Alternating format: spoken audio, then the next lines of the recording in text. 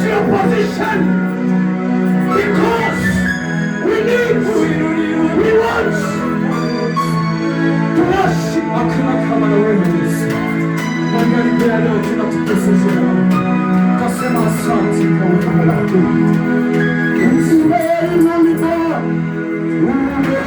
Umeinuliwa juu. Umeinuliwa.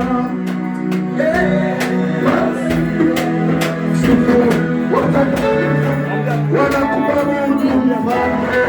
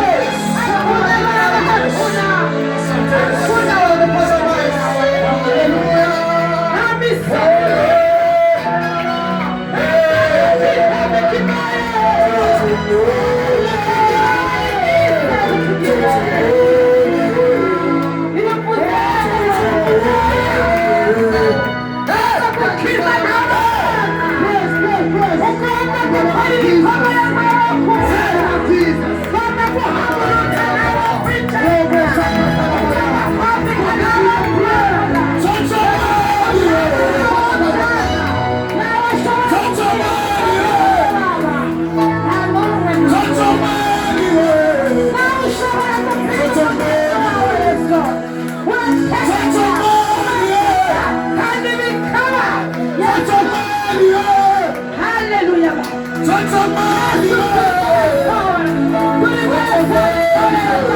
Tunashaka kukuona Bwana, yerekane muri Sayuni, yerekane ababashaka kuvuga mipira Yesu, yerekane imigozi cyane muri twe, yerekane imbabazi, yerekane ibihome bisenyuke,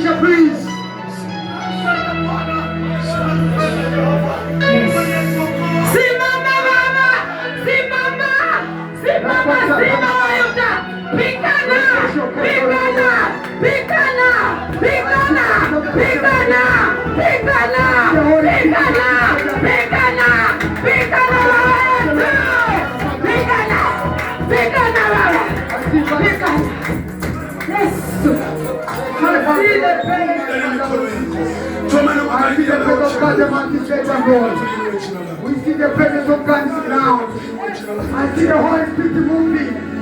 I see the power of God moving. Hallelujah. Is your part to meditate to hear what is God is speaking to us?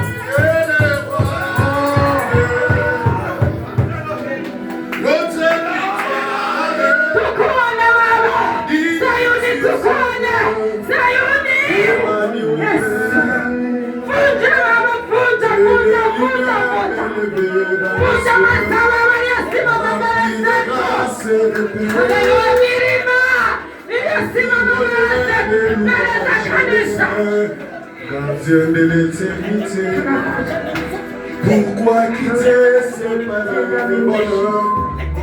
Comme si Take your mind to heaven, Father.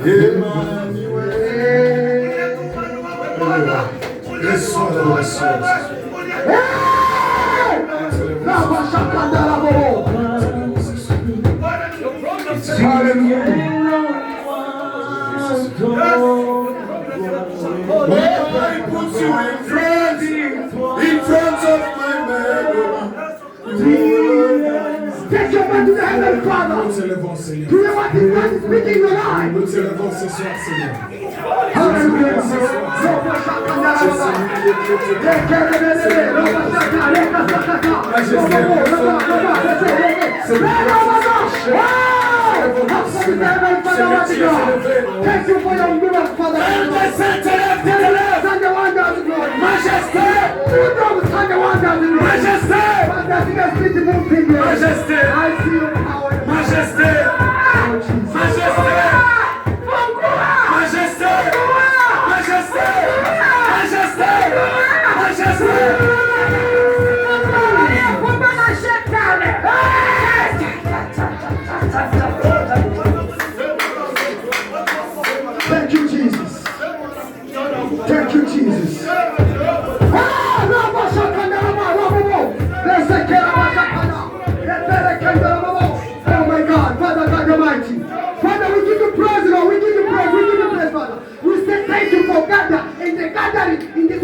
Father, we speak your name with your sense of power. You are a miracle worker, Father. No one like you in this moment time. Oh Jesus.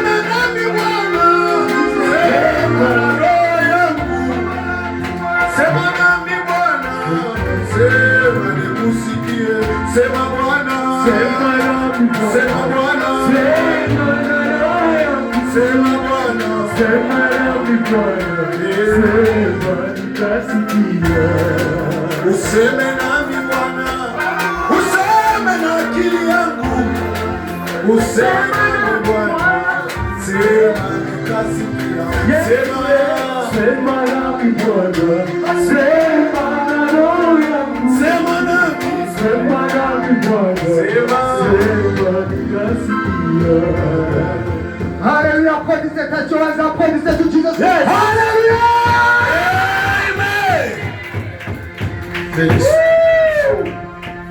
There's the presence of the Lord in this ground. Kuna uwepo wa Mungu mahali hapa. I see the Holy Spirit moving with the people here. Naona Roho Mtakatifu akatembelea watu leo. I see God change more life people here. Naona Mungu anabadilisha maisha ya watu magharibi ya leo. This moment time. Kwa hii muda I see the power of the Lord. Bwana mahali hapa.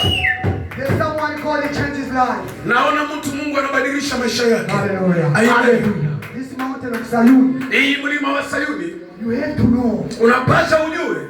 If you come here. Kama unakuja mahali hapa. You cannot go back hand-handed. Hautarudia mikono wazi.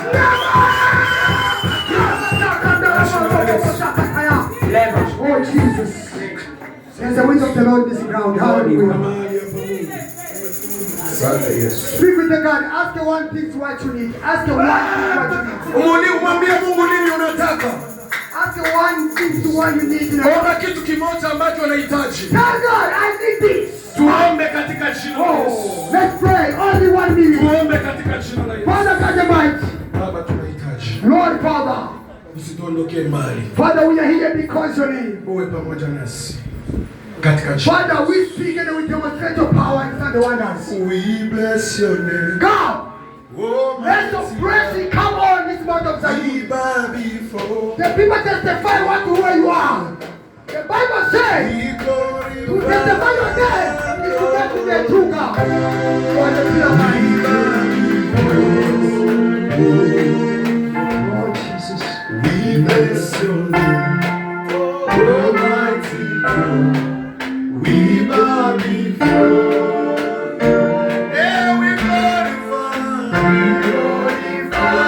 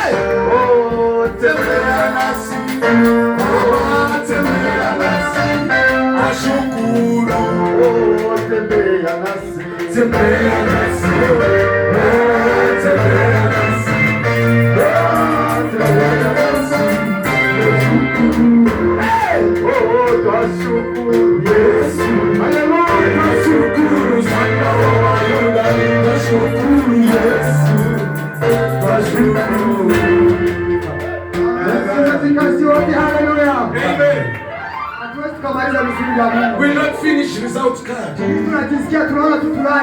We feel to be here until tomorrow. Amen. But because of the time, I want to give only 2% to give testimony. You must come to say what God did in your life. Amen.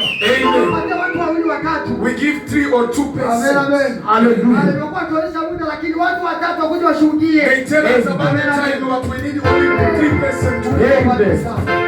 You are welcome to the front of God to testify what is God did in your life. Karibu kushukuru nini Mungu alifanya ndani ya maisha yako. Washukuru Yesu. Amen. Washukuru Yesu. Washukuru. Hallelujah. Amen. Bwana Yesu asifiwe. Hallelujah. Hallelujah. Amen. Mimi nataka kushukuru tena Mungu. I want to testify God. Mungu ni wajabu. Jesus is a powerful. Hallelujah. Amen. Mungu anaendelea kunipigania kila siku. Jesus continue to fight for me every day. Asiwezi kumaliza ya Mungu ananifanyia kwa maisha yangu. I will not finish what God did in my life. Lakini namshukuru sana. But I testify God. Ilikuwa ni Mardi. It was in Tuesday. Nimepata tena ajali. I did get again an injury. Tena ile ajali kuwa ya kugongana na modoka.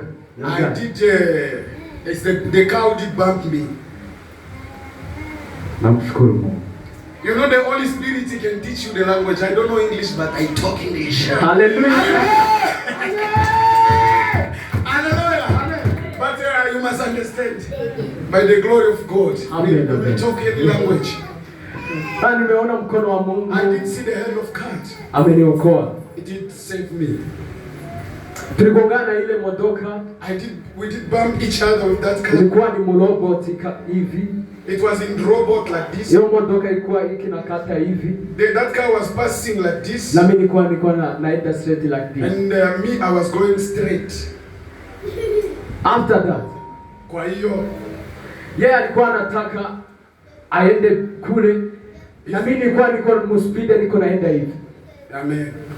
Unaona vitu vimeelekana. Haleluya. Amen. Tukagongana. Mimi mwenyewe nikamuingia kama hivi. We bump each other straight and hit inside the car. Haleluya. Amen. Gari lake ikavunjika mbaya sana. And the car is come broken. Lakini mimi sikuwa kitu. Haleluya. Amen.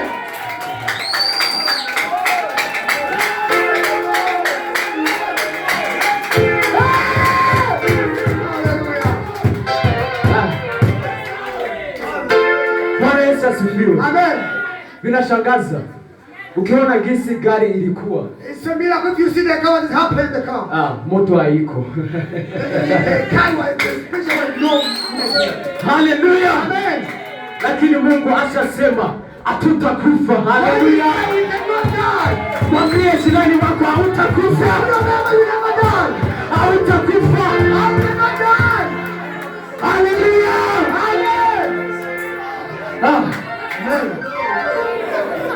Mungu asifiwe. Amen. Amen, amen. Ninamshukuru Mungu. Mungu ni wa ajabu sana. Watoto walikuwa wameenda shule lakini treka staki. Nitaimba kidogo tu. Just wanna sing. Bwana unanitambua na kunipewa. Wewe unajua kuketi kwangu na kuondoka kwangu. Unanizingira nyuma na mbele. Waniletea mkono wako. Maarifa haya ni ya ajabu. Yanishinda mimi. Na yadirikiki. Siwezi kuyapitia. Kwa maana hakuna lililonimini mwangu. Usilojua kabisa Bwana. Unanizingira nyuma na mbele.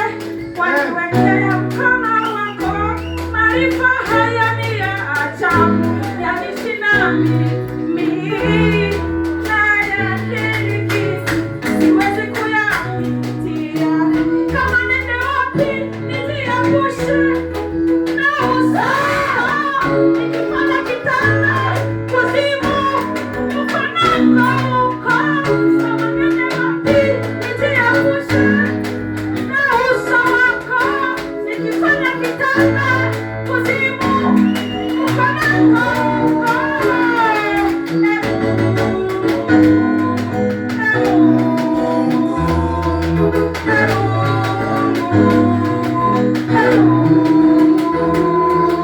Maana wewe ndiye uliyeniumba.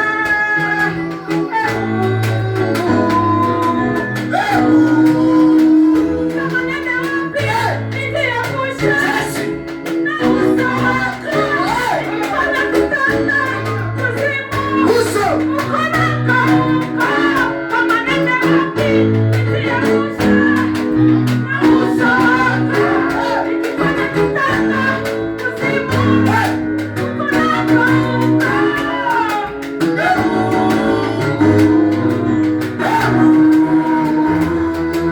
Maana wewe ndiye uliyeniumba.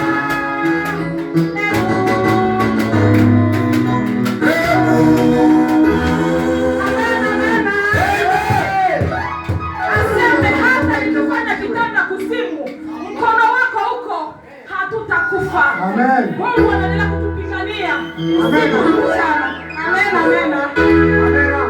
Acha tusimamishe kwa tesa mso. Tutalala hapa sinima. Amen, amen. Amen. Bwana Yesu asifiwe. Ya, namshukuru Mungu kwa kusimama mbele yenu. Ya, Mungu ni mwema kwangu kabisa. Sijui niseme nini. Lakini nashukuru kwanza Mungu. Kuona mpaka sai juzi ilikuwa birthday yangu. Kwa kweli Mungu ni mwema. Sikuwa nawazia kama naweza kufika mwayaje niko ndani sai. Nasema kwanza jina la Bwana libarikiwe. Happy birthday to you. Happy birthday to you. Happy birthday, happy birthday to you.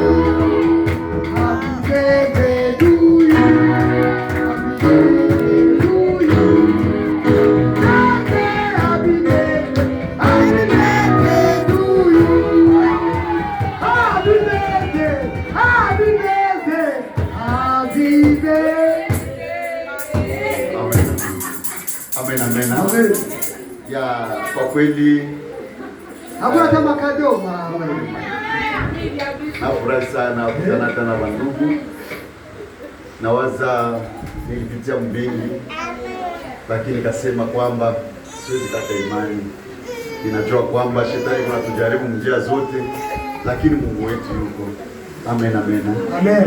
Ya, ilifika juzi yake nikasikia call inatoka kwa bosi wangu. Amen, amen. Na wakati call itoka kwake, akaniambia kwa penda tukutanane naye. Ya, sijui niseme nini, lakini sawa, kwanza Mungu ni mwema. Amen. Ya, lakini wakati tulikutana naye, yeye kwanza alikuwa surprise. Akanambia ungali naishi, ili kwa best akufa ni ngani na Mungu. Amen. Amen, amen. Ya, tukakutana naye, akaniambia hivi, unawaza nini sasa juu ya kazi? Mimi nikamwambia tukutana naye jana samedi kwa jana. Nikamwambia no, mimi niko tu. Niko lakini naendelea kumshukuru Mungu sana. Akaniambia kitu aliniambia tuende kifupi. Akaniambia mimi napenda tena nitumike na wewe. Amen. Ndio maana tusekia kule. Vibangi tabula kuseruka. Haleluya. Vibana yunga masenge. Ndio maana tusekia kule. Ndio maana.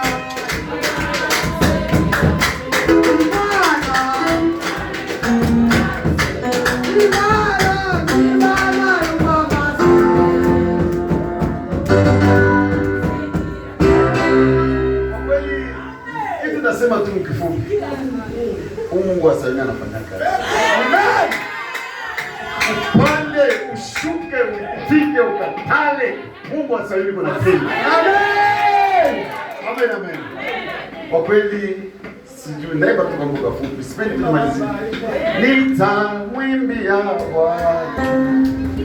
kwa kuwa yeye ameniona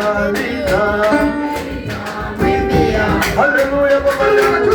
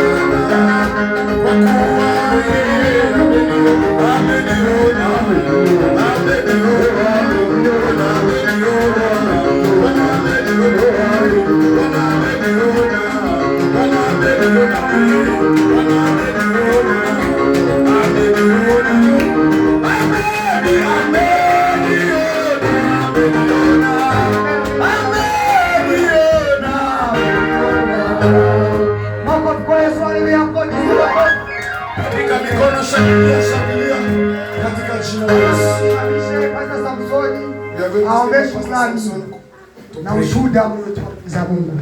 Baba, tunasema asante kwa yote ambayo naendelea kututendea.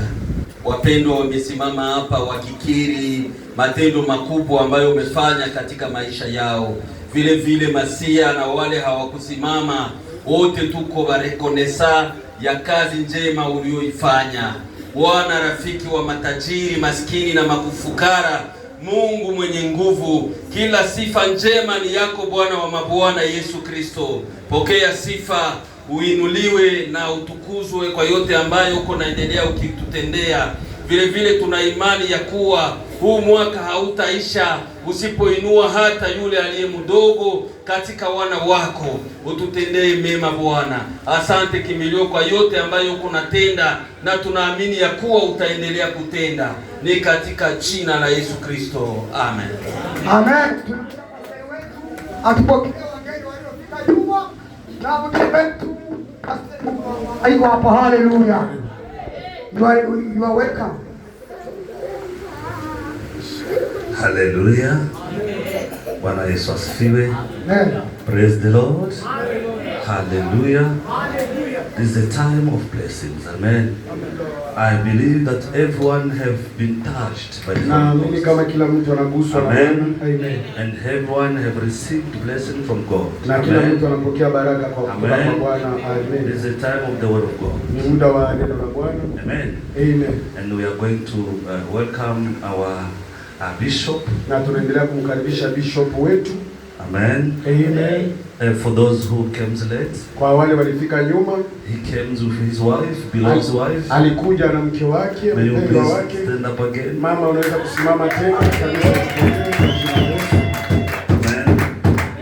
And the bishop's name is Andrew. And is the one going to teach us the disciple, making disciple. Kuwafanya wanafunzi kuwa wanafunzi. Amen. Amen. Amen. I believe that the Holy Ghost is here. Naamini kama Roho Mtakatifu yuko mahali hapa. And is going to make everyone able. Na anaweza kumweka kila mtu akuwe tayari to receive, kupokea and to be a fruit. Na kuwa tunda. You are welcome, Bishop. Karibu mtumishi wa Mungu, Bishop. Tunaweza kushangilia katika jina la Yesu, katika jina la Yesu. Shangilia na kumpokelea mtumishi wa Mungu kwa jina la Yesu Kristo. Yes.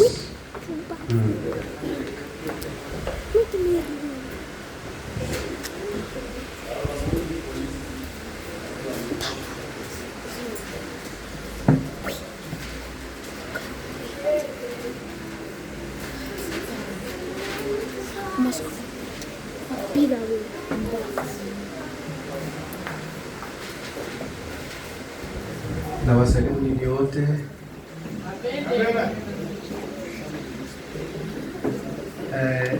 Na nataka kuwaomba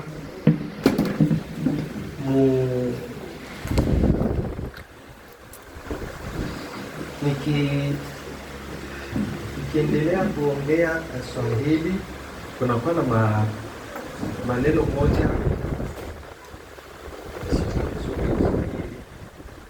kwa maana sijui tutamuomba pastor ni sema Kiingereza sijui.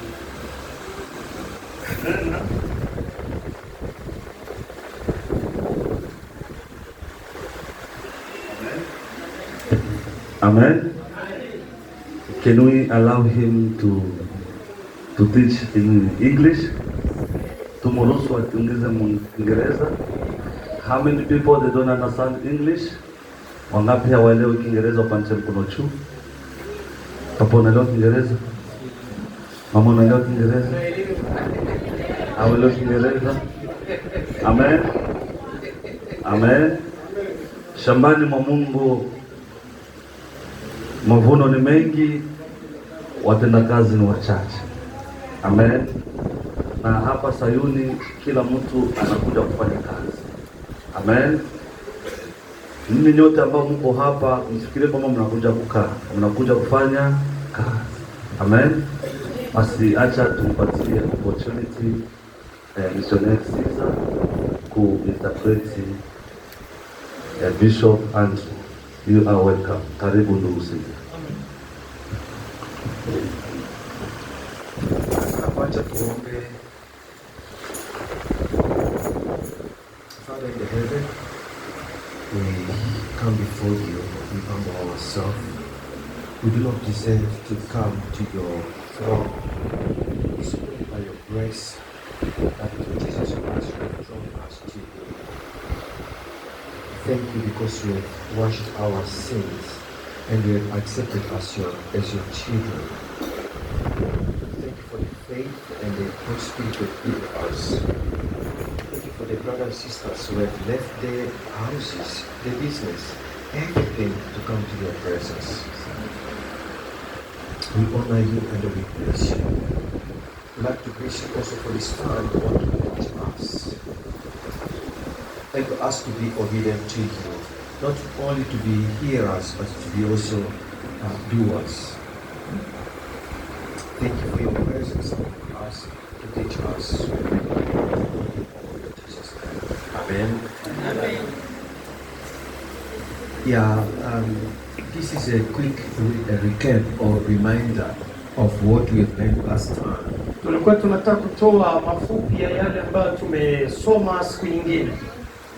Yeah, we were talking about the habit of multiplying disciples.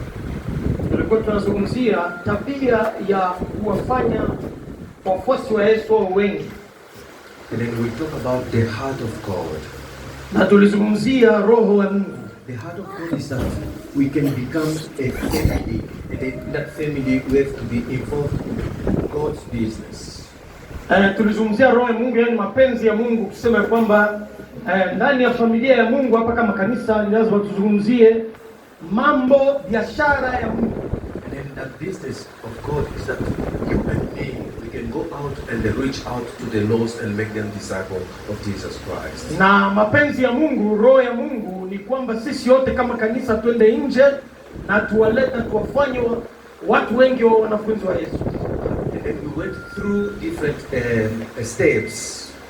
Na tumepitia vipengele mbalimbali katika masomo yetu yaliyopita. The first one was a prayer. Na ya kwanza ilikuwa kuhusu maombi. For us children of God, everything we do, we have to start with prayer. Kitu chochote ambacho tunafanya kama watoto wa Mungu ni lazima tuanze na maombi. You will find that even Jesus Christ, before he chose the disciples, he went to pray first. Hata Yesu kabla awachagua wanafunzi wake aliweza kuanza na maombi. And then when we read the book of Matthew chapter 9 verse 85 to 38, na tukisoma katika kitabu cha Mtakatifu Mathayo 9:35 mpaka 38, they talk about the workers who are few, like they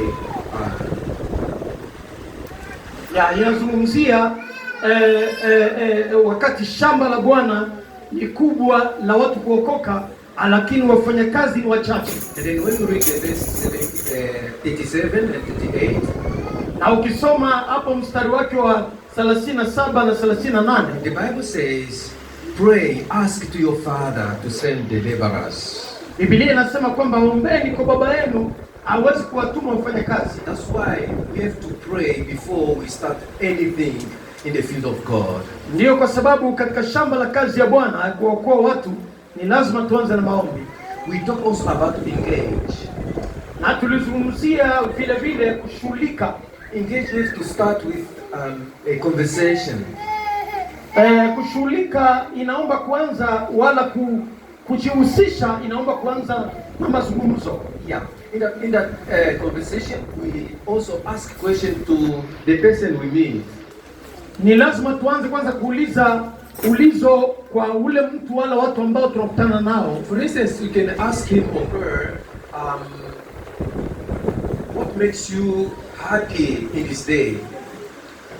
Kwa mfano, unaweza kuanza ulizo kama vile kitu gani ambacho kinakufurahisha leo, siku ya leo, wala kitu gani ambacho kinakuzuru wala unafikiria siku ya leo. This is just to catch the attention of the person so that you can start talking. Hii ni kwa sababu tu ya kutafuta ili chanzo cha maongezi na huyo mtu. Unless you young boys now, us when we were growing up, labda nyinyi vijana leo, wakati sisi tulikuwa tunakomaa, tulikuwa tunakuwa, when I want to tackle a girl or to talk to a girl, even if I don't know her, wakati wote hata kwamba nilikuwa nataka labda kumtongoza msichana, hata kama sijuani naye, we can be in the buses traveling a long distance. Tunaweza hata kwa kwenye basi tukisafiri masafa marefu. He start by a conversation. Yote alikuwa ameanza tu na mazungumzo, maongezi na watu. I can start, hey, how are you? What is your name? What is your name? Where are you going to? Naweza kuanza na kwamba jina lako nani? Unaenda wapi? Na namba yako ni gani? And then it start from there. Na maongezi yetu yanaanzia hapo. And so on. Tunaendelea. So we start by a conversation. Yote yanaanza katika maongezi. Even the engage start also by conversation. Na hata yote ambayo nitahusika naye, yote yataanza na maongezi. Not only you ask question, but also you tell us your own story. Na sio tu kwamba unaanza na maulizo kwa huyo mtu wala huyo msichana wala mtu wote katika basi, lakini inaomba vile vile so you are telling your own story so that you can bring the person in that conversation so that he or can say also a own story. Kwa kuweza kugawa hiyo ushuhuda wako wa kipekee, inampatia mtu shauku ya kuweza naye kukazungumzia kwenda kumtafuta nani. Tukasema ni kwenda kumtafuta huyo mtu wa amani. Ni kama vile mtu ambayo utaanza naye maongezi wala mafundisho ya Biblia. A person of peace is someone who not only welcome you but welcome also the gospel you are sharing with him or her, and then also who is willing to go and share it with other people. Huyu mtu wa amani ni huyo mtu ambaye anakubali kuweza kufungua maisha yake, roho yake, maisha yake na nyumba yake, ili tuweze kufanya mafundao watu. Na vile vile baada ya kuwatafuta tuwapate, and then after we found the person, we have to disciple that person. Na tukishampata huyu mtu wa amani ambaye kwa roho yake kubali injili ambayo tunatembea nayo, inaomba vile vile tuanze vile vile kumfanya yeye nawe awe mwanafunzi wa Yesu. DBS, which is the Discovery Bible Study. Tulizungumzia hii DB ambayo ni masomo ya Biblia ya kufafanua, ya kugundua. What is it about? It is all about the studying the word of God, not preaching, not explaining, but studying the word of God together so that the person can discover himself or herself what the Bible says. Mafundisho yetu haya hatufanyi mafundisho kama vile hatuhubiri wala hatutafuti kufundisha mafundisho ya ajabu, lakini tunafungua tu Biblia yenyewe tufunze. And then when we discover by ourselves, we are equipped. Na wakati tunafafanua sisi wenyewe maandishi, inatupatia vipawa. If I can ask you by taking out this paper out, if I can ask you what did I say from the beginning, some of you will tell but others will not tell. Hapa nikisema tutoe karatasi hii ya mafundisho na tuwaulize watu hapa kanisani, watuambie tangu hapa nimeanza kuzungumza mpaka saa hizi nani atatuambia. Kuna wamoja wanaweza kutuambia lakini wengine hawatakumbuka. Because I'm telling you what I know. Kwa sababu ninawaambia ambayo nimeshakuyajifunza ninayojua. But by studying the Bible, if you discover by yourself, no one will take it out. Hii system ya kuweza kujifundisha Biblia kwa kufafanua na kugundua mwenyewe inakufanya mtu ukiyajua yale ambayo umefafanua, basi hauwezi kuyapoteza tena, hayawezi kutoka ndani mwako. I would like to encourage you to do it. Kwa kweli ninawapa encouragement, ninawapatia shauku, kiu cha kuweza kujifunza Biblia. For our leaders, if you are a facilitator who are leading that Bible study, please do not explain. Just ask questions. Do not explain. Do not preach. Let us people discover themselves what God is speaking to them through the Bible. Tafadhali ndugu zangu kanisa, wewe kama unakuwa na wewe utakuwa katika watu ambao utaanza kufundisha wengine huko kanisani wala popote ambapo huko nje, tafadhali acha kuhubiri, acha kuwa mwalimu, acha kuexplain, lakini fuata metode hii ya Biblia ya kumfanya mtu ambaye anamfundisha yeye mwenyewe ajigundulie tafsiri wala maneno haya ya Mungu, maandiko yanasema nini. Amen. Amen.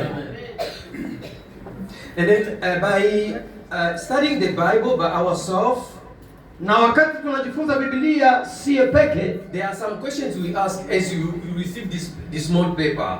Naamini ya kwamba kila mtu kapokea karatasi hii na inaonesha kwamba jinsi ya kuwa na uliza maulizo katika maandishi. Amen. Amen. Are there some people who didn't receive this? Kama kunaweza kuwa watu ambao wakupokea karatasi hii. If you didn't receive them, I will bring them next week. Brother Gideon will bring some.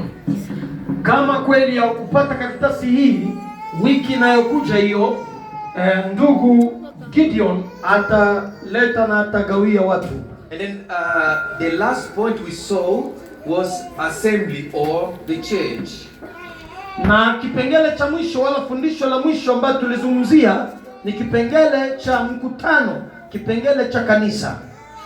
Then coming back to the Discovery Bible Study, we have some questions, and the two last questions is, let me say, it says, how will you obey, for instance? And then the other one is, who will you share with? How will you obey? It means you will say, I will do this and this. And then the last question is, who will you share with? It means, when are you going to share that word of God with someone? Kwa mafundisho ya mwisho katika vipengele nafikiria hivi kama ni vitisa hapa, katika mambo vipengele ambavyo tumejifunza, ya mwisho mawili yalikuwa yanahusika na nani ambayo utaenda kugawa naye mafundisho ya Biblia hayo ya wafuasi wa Yesu, na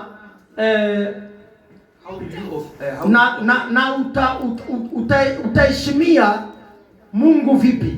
Yani kumheshimu Mungu, yani umekubali kama utaenda kufanya hiyo kazi? Amen. Amen. Now, by answering to those two questions faithfully, na ukijiuliza maulizo haya mawili kinaganaga, it leads us to multiply. It means I learned alone, and then what I've learned, I share it with my brother, and then what he have learned also is going to learn it and to share it with another brother, and we are multiplying little by little.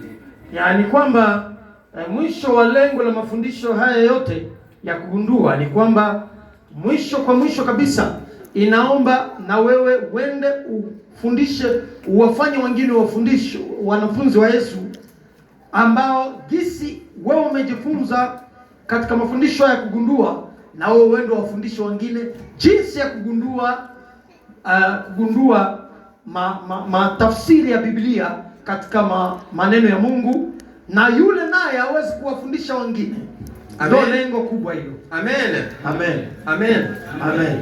Let me say, if I have a group of 4 brothers and we study the Bible together, kama nina kundi la wadugu wane na tunasoma Biblia pamoja, and then after we say, who will you share with?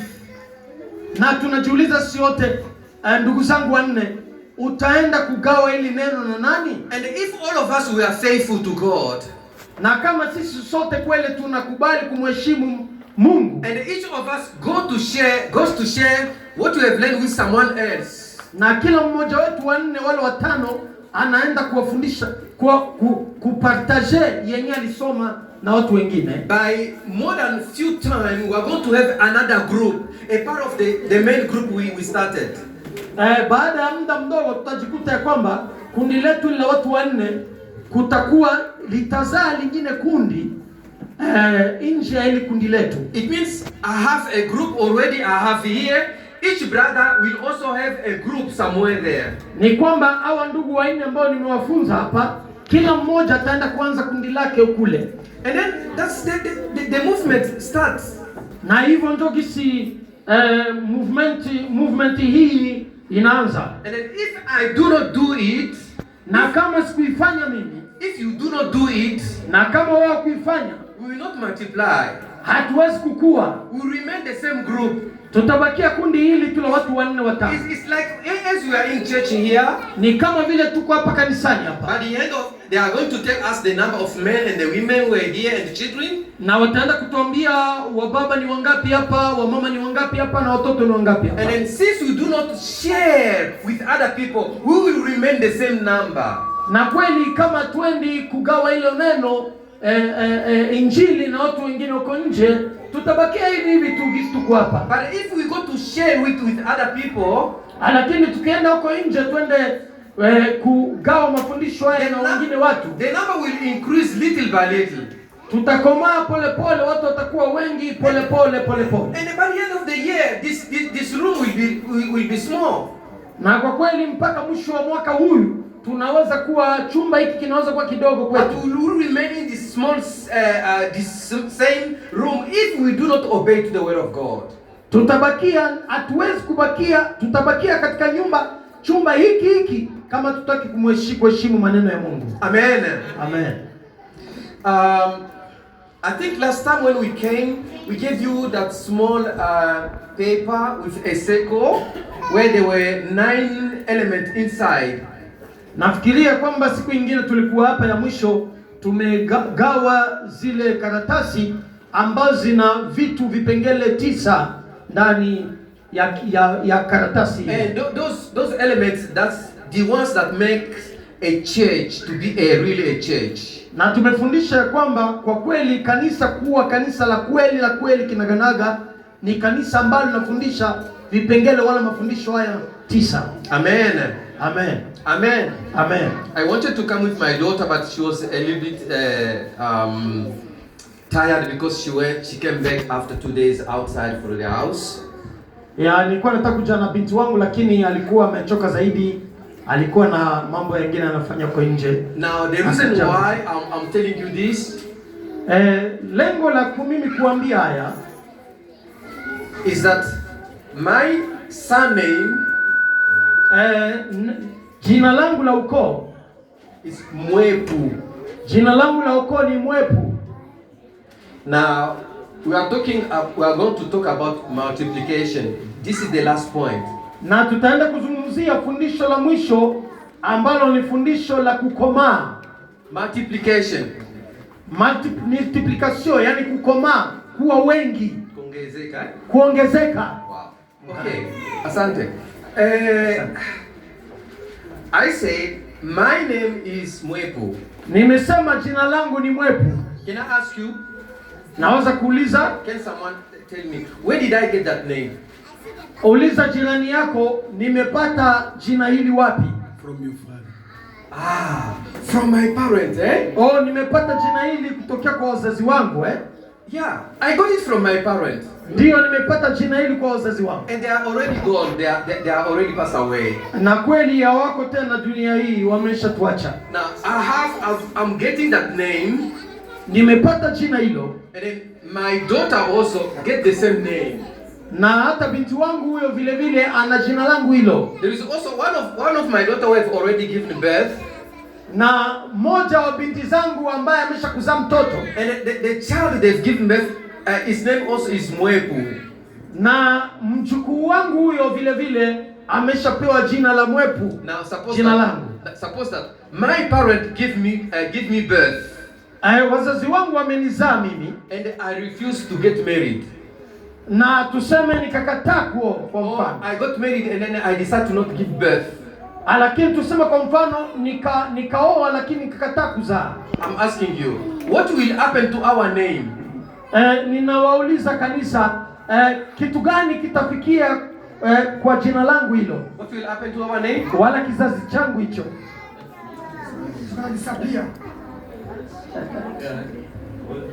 Itashimama. Itasimamia pale. My name will stop from there. It will not grow. Jina langu halitakomaa. Because I got it from my parent. Nimepata jina langu kwa wazazi wangu. Me too, I'm a parent and then na mimi niko mzazi vile vile. And it goes on. Kwa hiyo jina hiyo inaendelea kupanuka kuendelea. This is multiplication, brothers and sisters. Hiyo njoo kuendelea wala kupanuka, kuongezeka. Let me ask you a question. Acha nikuulize ulizo. Between Paul and Barnabas, who do you know have done good work and big work in the Bible? Okay, tuulizane vizuri kama kanisa. Kupitia katikati ya mtume Paulo na Barnabas, nani amefanya kweli kazi kubwa kabisa katika Injili? Bani? Are you agree with that? She said it's Paul. Yeah. Do you agree with her? Yes. Yeah. Okay. Mimi siwezi kusema ni bora kwa sababu Paul alikuwa mtoto wa Barnabas. Ile alifundishwa kutoka kwa Barnabas. Okay. Mwenye aliandika vitabu mingi ku Biblia. Who wrote more books in the Bible? Paul. Nani mwenye alifanya kazi mingi ku Biblia? Then who did a lot of work in the Bible? Paulo. Apostle Paul. Manake between Paul and Barnabas, who is more known? Kwa hiyo nani ambaye ni maarufu zaidi kupitia Paulo na Barnabas? Paul. Amen. Amen. But I agree 100% with my brother. What's his name? I agree 100% with my brother Divala. Ninakubaliana kabisa ndugu yangu Divala hapa kwa ajili ya kusema Paulo. Paul has become a great man because he has been introduced to the disciple by Barnabas.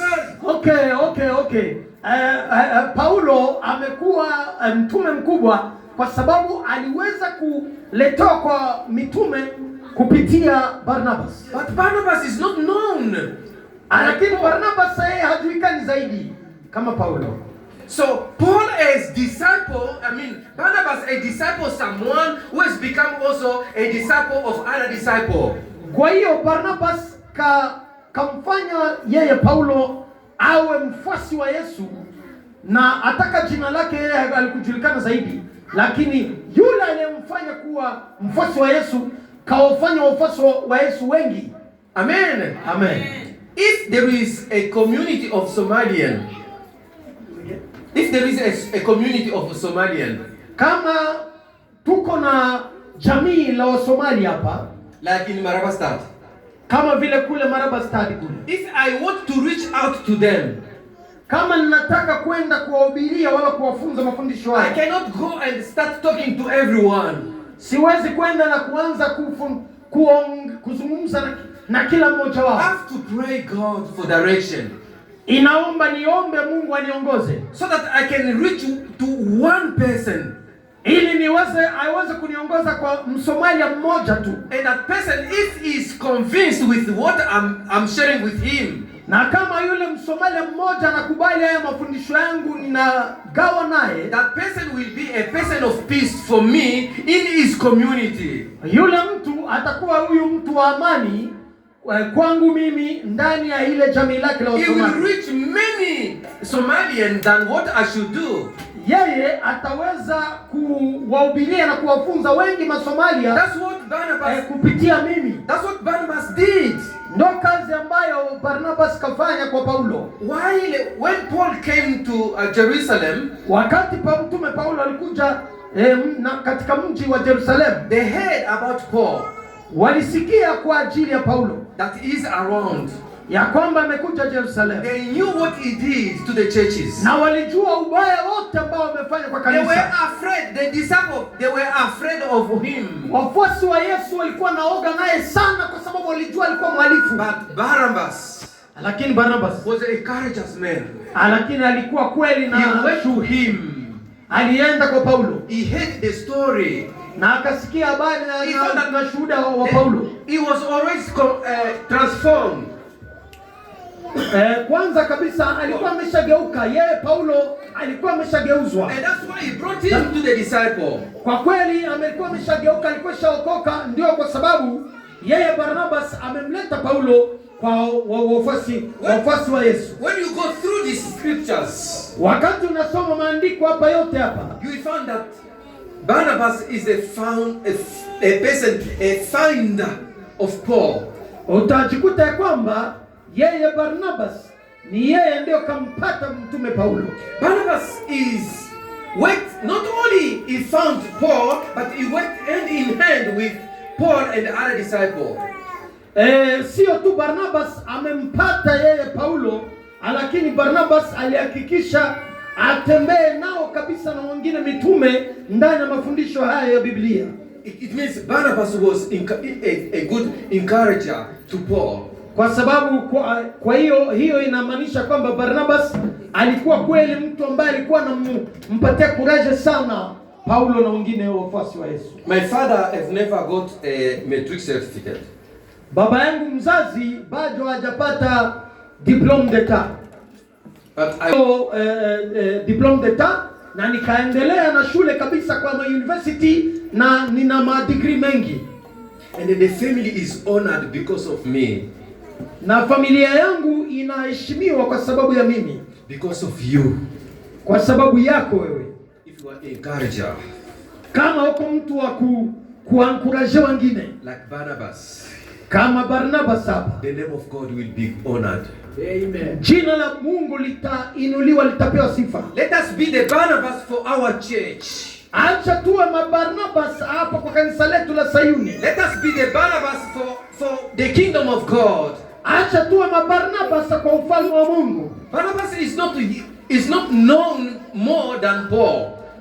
Tunaona ya kwamba Barnabas yeye hakugeuka maarufu zaidi kama Paulo. But the work Paul did, Barnabas was behind. Lakini kazi yote ambayo Paulo mtume kafanya, yeye Barnabas ndiye alikuwa nyuma ya kazi hiyo. Amen. Amen. Tell to your neighbor, umwambie jirani yako, be a Barnabas to someone. Uwe Barnabas kwa mtu mwingine ndani ya jamii. Did you do that? Ulifanya hivyo? Did you tell to someone, be a Barnabas? Uwe Barnabas kwa mtu mwingine jirani yako huko nje. Can you go ahead and say this? I have to be a Barnabas to someone. Tunaweza kusema sote hivi, nitakuwa kama Barnabas kwa mtu mwingine. Amen. Hallelujah. I'm telling you the truth. Ninaambia ukweli. Today we are the 3rd May 2026. Leo tuko tarehe 3 mwezi wa 5 mwaka wa 2026. If you are faithful to God, kama kweli uko mwaminifu kwa Mungu, and you become a Barnabas to someone, na unageuka kama Barnabas kwa mtu mwingine huko nje, at the end of this year, mpaka mwisho wa mwaka huyu, this room will be small. Chumba hiki na kanisa hapa mahali tunapokutania hapa patakuwa padogo sana. We will look another space. Itabidi kweli tutafute sehemu nyingine kubwa. We will have 2 or 3 services here. Wala kama tutabakia hapa basi tutaanza kutanana hapa na kuwa na mikutano hapa mara 3 kwa siku. I'm challenging you. Ninajaribu kuwa motivate nyote. If by the end of this year, kama mpaka mwisho wa mwaka huu, we are still the same number in the same room here, tukingali watu kama jinsi tumekaa hapa ndani ya chumba hiki hapa, no one was a Barnabas. Hiyo itakuwa ushuhuda ya kwamba kati yetu hakuna ambaye amemheshimu Mungu kwa kuwa Barnabas. Amen. Amen. You know what the Bible says in Daniel? Unajua Biblia inasemaje katika kitabu cha mtume Danieli? The Bible says those who will bring many to the kingdom of God. Biblia inasema katika kitabu cha nabii Danieli ya kwamba wale ambao watawaleta wengi kwa ufalme wa Mungu, they will shine like stars in heaven. Watang'aa kama nyota mbinguni. I wish not to be far from my Lord. I would like to shine while I was on earth. I share the word of God with many. Kwa kweli hiyo ingekuwa pendekezo na ombi la kila mmoja wetu ya kwamba wakati nilikuwa duniani nimeangaa kama nyota kwa ajili ya ufalme wa mbingu. Amen. Amen. Amen. Amen. This is not the task of the pastors and the deacons and elders only. Hii kazi sio kazi tu ya mapasta wala kazi ya wazee wa kanisa wala kazi ya washemasi tu. Ni kazi ya mwili wote wa Yesu Kristo. Amen. Amen. Unless you are not part of the body of Christ. Wala kama utasema hii sio kazi yako, kama ukikataa kama wewe uko Mkristo wala wewe hauko mmoja wa watu ambao wako ndani ya mwili wa Yesu hapa. You can be a learner or a student. Unaweza kuwa mwanafunzi labda. You can be a worker somewhere there.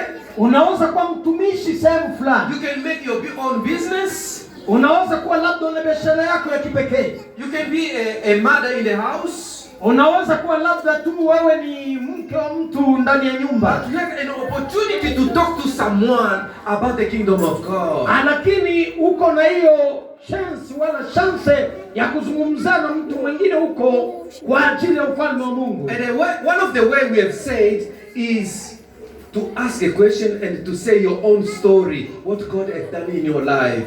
Na strategy wala method wala approach ambayo tulisoma hapa katika mafundisho haya ni kuanza na kuuliza ulizo na vile vile kuweza kugawa ushuhuda wako mwenyewe wa jinsi ulikuwa kabla umjua Yesu na baada ya kumjua Yesu. Amen. Amen. Are we still together? Amen. Are we still together? Tukingali pamoja, tupo wote. Be a Barnabas. Uwe Barnabas. Let me be a Barnabas. Acha mimi niwe Barnabas. When you read the book of Matthew chapter 13 verse 31 to 33, ukisoma kitabu cha mtakatifu Mathayo 13 hapa mstari wake wa 31 mpaka 33 hapa, is the parable of Jesus Christ talking about multiplication. Ni mfano wala fumbo ambalo Yesu Kristo anazungumzia kwa ajili ya kuongezeka. And then he had used a mustard seed and the yeast. Na akatumia mbegu hilo na vile vile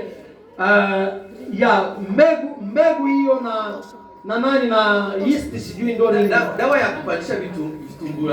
Ile inabimbisha tunaita nini tena hivi? Levire. Levire mu français, Kiswahili. Chachwe. Asante. Amefama. Mimi ni mlimaji. I know the seeds. Ni mlimaji, najua mbegu zote za shambani. And then the mustard seeds is the small one. Mustard seed hiyo ndio nini? Kwa sababu chachu hiyo ni levi. Ni mbegu ndogo sana. Kidogo sana kabisa. Ni mbegu ndogo sana hivi. But if you plant it, lakini ukipanda hizo mbegu hizo ndogo, it grows, zinakomaa, and it makes a big tree. Zinakomaa mpaka zinaotesha kweli, zinageuka mti mkubwa sana. And if there are many, na kama ni nyingi hizo mbegu, they make even a forest. Na kweli hizo mbegu baada ya muda zinageuka kuwa jangwa kubwa. From the small seeds, kupitia hizo mbegu ndogo hizo linakuwa jangwa kubwa la miti. Pori kubwa la miti. It means from what the little word you can plant in the heart of someone. Inamaanisha kwamba neno ndogo ambayo unaweza kupanda ndani ya roho ya mtu. Let me come back on what I was saying. Acha nirudilie kwa yale nilikuwa nazungumzia. As a farmer, kama mlimaji, what I do ambayo ninayofanya is to prepare the soil. Ni kutayarisha udongo kwanza. And to get the seeds, na kupata hizo mbegu, to put it in the soil, ili niweze kuzipanda ndani ya udongo. I cover them. Kisha nazifunika hizo mbegu zote. And also I water them. Na vile vile nazimwagia maji. That's my part. That's my part. Hiyo ndo kazi yangu mimi kama mlimaji. How does it develop in the soil? I don't know. Kisi zinakomaa ndani ya udongo humo, hayo kweli siyajui. God knows. Lakini Mungu anajua. If you plant a seed of the word of God in the heart of someone, kama unapanda mbegu la neno ndani ya roho ya mtu, you have done your part. Utakuwa umefanya ambayo ni yako, kazi yako. The rest is God himself who will do it. Utakuwa umefanya kazi yako na kazi nyingine inabakia mikono ya Mungu. You have done your part. Umefanya ambayo yanakuhusu wewe. But if I do have seeds in my house, lakini kama nina mbegu ndani ya nyumba yangu, I do not put them in the soil, na siziweke ndani ya udongo, they remain seeds. Zitabakia mbegu tu. They will not produce, they will not multiply. Hazitaweza kukomaa, hazitaweza kuongezeka. You have received something from God. Kila mmoja wetu kapokea kitu fulani kwa Mungu. And that thing you you have received from God, it's not you who will grow it, it's God himself who will work in you. Na mbegu hiyo ya neno la Mungu ambayo umepokea kutoka kwa Mungu, sio wewe ndio utalikomalisha, lakini wewe kazi yako ni kupanda mbegu ya neno na Mungu ndio ataleta komalisha. Amen. Atazalisha matunda. Amen. Amen. People in our families, watu ndani ya familia zetu, in our neighborhood, ndani kwa majirani wetu, they are still lost. Kuna watu wengi ndani ya majirani wetu majirani kwetu ambao hawajaokoka. Because you haven't told them about the kingdom of light of Jesus Christ. Kwa sababu mimi na wewe hatujawaambia kwa ajili ya ufalme wa Mungu, ufalme wa Yesu Kristo. Amen. Hallelujah. Be a Barnabas. Acha uwe Barnabas. You have that master seed. You have it. Uko na hiyo mbegu ndogo ya neno la Mungu, uko nayo. As we see also the east. Na gisi tunaona vile hiyo chachu vile. We know all of us the east, huh? Na wote hapa tunajua chachu. Just little, not even a spoon, a teaspoon. Chachu hawawekaji kweli hata hicho kijiko kidogo, wanaweka kidogo tu. But with a bowl of flour, lakini ndani ya bakuli la hiyo farini, those small seeds make the flour to grow. Hiyo chachu ndogo inafanya hiyo farini iweze kuvimba kabisa. But if you do not put them in, lakini kama ukuweka hiyo chachu ndani ya farini hiyo, nothing will happen. Hakuna ambacho kitafanyika. Multiplication is to take what you have to share it with other people so that they can come and know. Fundisho hili la kuongezeka ni fundisho la kuchukua yale madogo nalo la Mungu ambayo unalijua na unalipanda ndani ya wengine ili na wenyewe wajue. Amen. Amen. Work with the few people you know, you trust. Tumika na watu wadogo ambao unaona unawaaminia. Train them little by little. Endelea kuwadevelope, endelea kuwafundisha pole. When you read those scriptures you have removed on Acts, the book of Acts, wakati mnasoma mafundisho yale ambayo tumezungumzia katika kitabu cha Matendo ya Mitume, you will find that Paul has remained together with Barnabas for a year. Utajikuta kwamba Paulo alibakia pamoja na Barnabas na wengine wanafunzi kwa mwaka mzima mmoja. For a year. Kwa mwaka mzima. So take your time. So inaomba na wewe uchukue muda. Invest yourself in someone. Acha uweze kuinvesti ndani ya maisha mtu mwingine. Little by little. Pole. And God himself will glorify himself in the life of that person. Na Mungu mwenyewe atajitukuza ndani ya ule mtu ambaye unaendelea kuinvesti ndani ya maisha yake. Let me say again, for us who have grown up in the rural area. Acha niseme tena kwa sisi ambao tumekomaa vijijini. If I'm not mistaken, I think on my secondary school, I think I was studying at something like 15 kilometers from home. Kama sisahau sisi ambao tumekomaa ndani ya vijijini, kama sisahau vizuri, nafikiria ambapo nilikuwa naikaa na kwenye high school, yani école secondaire yetu ilikuwa kama distance ya kilomita 15. And then to go and to come back is 30 kilometers. Na kwenda na kurudia yani 30 kilometers. Hivyo ndio tulikomaa live. And can you imagine?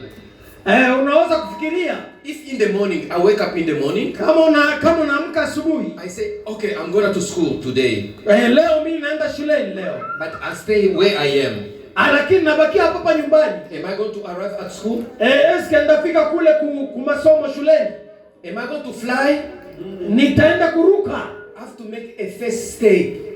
Inabidi nichukue nifanye nyao zangu. And the second step, nichukue hatua. Amen. The third step, inabidi nichukue hatua ya kwanza, ya pili na ya tatu. I have to do the second and the third. until I will reach school. Mpaka nitachukua hizo hatua hizo mpaka nifike kule shuleni. That's why they've said to make 1,000 kilometers. Ndio maana watu wanasema kwa mtu kuwa na kilomita 1,000 you have to start with the first step. Inaomba uanze na hatua ya kwanza. To be a true Barnabas, kukuwa Barnabas wa kweli, start. Inaomba uanze na hatua yako ya kwanza. As long as you do not start, kama haujachukua hatua ya kwanza, you will remain where you are with what God has given you. Utabakia kwenye huko na vyote maneno yote na Ukristo na maneno yote ya Mungu ambayo Mungu ametia ndani yako. You can be, as I said, a learner from school. You can share also the word of God, what God has done for you, with your classmates. Na wewe unaweza kuwa labda ni mwanafunzi, na wewe unaweza kupartage, kugawa wala kuzungumzisha wengine wenzako wanafunzi huko mashuleni. That's why the DM in red here, DM it means disciple making. Ndio maana hizi nani za DM hapa zinazungumzia kuwafanya wanafunzi. Is a leadership development. Hizi nani letra hapa zinazungumzia kuongezeka kwa viongozi. It means development. Inamaanisha kunenepesha wala kuongezeka wala kudevelope viongozi. Multiplication. Kupitia kuongezeka. I was born, nimezaliwa as a child, kama mtoto. Now I have a family. Sasa nina familia sasa hivi. And my family is also growing now. I become a grandpa. Na familia yangu inaendelea kukomala na nishakuwa babu. There is a development. Kuna kukomaa. Be a Barnabas. Uwe Barnabas. The disciple making seek practitioners. Kufatana na mafundisho haya ya kuwafanya wanafunzi wa Yesu kupitia watu ambao wanaenda kutafuta watu nje. Practitioner, it means the one who do something. Neno hili linazungumzia yule ambaye anaenda kutenda wala kwenda kutafuta wale watu wafuasi, wale ambao watafundisha kwa wafuasi. I said I'm a farmer. Nilisema kwamba mimi ni mlimaji. I've learned how to plant seeds. Na nimejifunza na ninajua jinsi ya kupanda mbegu ndani ya udongo. Now let me ask you, I learned how to plant seed but I do not plant them. I'm not a practitioner. Acha nikuulize kwanza, kama mimi kama mlimaji nimejifunza jinsi ya kupanda mbegu lakini sipandi mbegu, nitakuwa kweli mlimaji mzuri? That's why a disciple making is to seek the practitioner. Ndiyo, kwa sababu kuwa mfuasi wa Yesu ni yule mtu ambaye anaheshimu na kutenda matendo ya kwenda kuwafanya watu wengine wao wanafunzi wa Yesu. Those who put the word of God in practice. Ni wale mfuasi wa Yesu wa kweli, fatana neno hili, ni wale watu ambao wanachukua maneno ya Mungu na wanayatenda. Pastor, mchungaji, other leaders, na wengine wa viongozi. While you are training people to be disciple makers, wakati muna develop watu wengine wafanya wanafunzi wa Yesu wengine. If you find that someone is not interested, ukikuta mtu hajali hayo mafundisho, if he is not a practitioner, kama hataki kuheshimia na kutenda hiyo kazi ya kuwafanya wanafunzi, leave him or leave her. Umwache huyo au mwanamke wala mwanaume, mwache. He or she will lose your time. She will waste your time. Watu kama hao ambao hawako interested watakupotezea muda wako tu. Focus on those who you find that they are practitioners to make the kingdom of God to go ahead. Inaomba uweke energia kwa yote na uinvesti wale ambao wako interested ya kufanya kazi ya kuwafanya wanafunzi wa Yesu. When I was young, the sport I loved, wakati nilikuwa ningali mdogo, is marathon and the soccer. Sport ambayo nilikuwa napenda ilikuwa kukimbia na kabumbu. Yeah, even now I'm still running a bit. Hata hivi nikingali nakimbia kidogo. Now we can be many runners. Tunaweza kuwa wengi ambao wanakimbia. We start running. Tunaanza mbio hiyo. But not all of us will reach the target, the final point. Lakini sio watu wote ambao watafika kwa mstari wa mwisho huko. Although they have a heart to run, but remain behind. Ijapokuwa kwamba wana roho ya kukimbia, lakini wanabakia nyuma. Leaders of the church, viongozi wa kanisa, focus on those who are practitioners. Muinvestiri wale watu ambao wako interese na kuwafanya wengine wanafunzi. It doesn't mean that the others are not believers. They are believers, but they are not practitioners.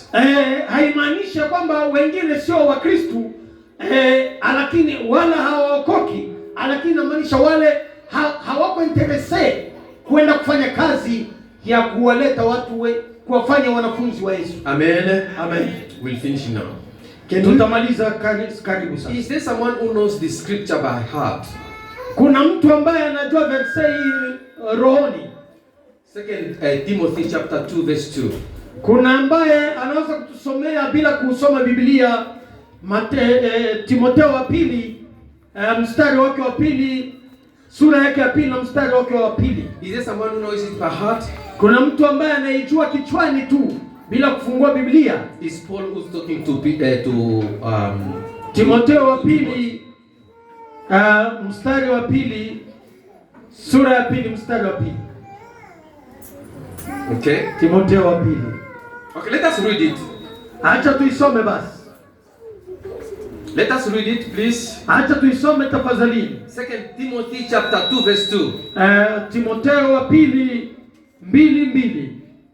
If you find it, please read it for us. 2 Timothy chapter. Tafadhali mtusomee hapo Timotheo wa pili 2:2. 2 Timothy New Testament toward the end. Agano Jipya 2:2 Timotheo wa pili. Tunasoma kwa jina la Yesu Kristo. We read in the name of Jesus Christ. Please can you read slowly but loudly? Tunaweza kusoma polepole lakini kwa sauti kubwa ya juu. Tunasoma kwa jina la Yesu. We read in the name of Jesus. Kitabu cha Timotheo. Kitabu cha in the book of 2 Timothy 2:2. Chapter 2 verse 2. Inasema, the Bible says, na mambo yale and these things uliyoyashika kwangu, that you have learned from me, mbele ya mashahidi wengi, before many witnesses, hayo those wakabidhi, go and teach watu waaminifu, those who believe, watakaofaa, those who are faithful, kuwafundisha, who are faithful to be able to teach others also. Wengine. Amen. To be able to teach others also. 2 Timothy chapter 2 verse 2. Paul said to Timothy, Paulo anasema kwa Timotheo mtoto wake wa kiroho, the words you heard from me, maneno ambayo nimekufunza wewe Timotheo, in the presence of many, mbele ya washahidi wengi, go and share it with the faithful people. Wende vile vile uweze kuwafunza wale wengine ambao wako interese, who will also share it with other people, ambao vile vile wataenda kuwafunza wengine vile vile ambao wako ni waaminifu. Amen. Amen. When you look at properly this scripture, wakati ukitizama vizuri maandiko haya Timotheo wa pili 2, you will see 4 generations. Utaona vizazi vinne vya kiroho. I am the Paul. Mimi ni kama vile Paulo hapa. This is Timothy. Na huyu labda mbele yangu ni Timotheo. I'm talking to Timothy. What you learn from me, it means, okay. Ninamwambia Timotheo, yale umejifunza kwangu, go and teach also to other people. Na wewe Timotheo, wenda vile vile wafunze wengine vile vile waaminifu kama wewe. I'm the first generation. Mimi ni kizazi cha kwanza. He is the second generation. Na wewe ni kizazi cha pili cha kiroho. Teach to faithful people. Na wewe uende kufundisha kingine kizazi kiaminifu cha kiroho, ambacho kitafundisha kingine kizazi cha kiroho. Amen. Kiaminifu. Amen. Multiplication, brothers and sisters. Kuongezeka kwa kanisa. Be a Barnabas. Uwe Barnabas. If Barnabas was not there, I don't know. If Kama Barnabas hakukuwa pale, labda sijui. Probably Paul, of course he was called by God. Kwa kweli ameitwa na Mungu, lakini sijui ambaye angetokea kama Barnabas hakukuwa pale. From Barnabas to Paul, kutokea kwa Barnabas kuja kwa Paulo, from Paul to Timothy, kutoka kwa Paulo kwa Timotheo, and from the instruction of Paul to teach the faithful people, na kutoka kwa mitindo mafundisho ya Paulo ya kufundisha wengine waaminifu, who will teach also others, ambao watafundisha nao wengine waaminifu. Multiplication. Amen. Hiyo ndo kuongezeka na kukomaa kwa kanisa. First step, brothers. First step. Hatua ya kwanza ndugu zangu. If we do not do it, kama tuchukue hizo hatua za kwanza, the kingdom of God will not expand. Kwa kweli ufalme wa Mungu hautakomaa, hautapanuka. Amen. Amen.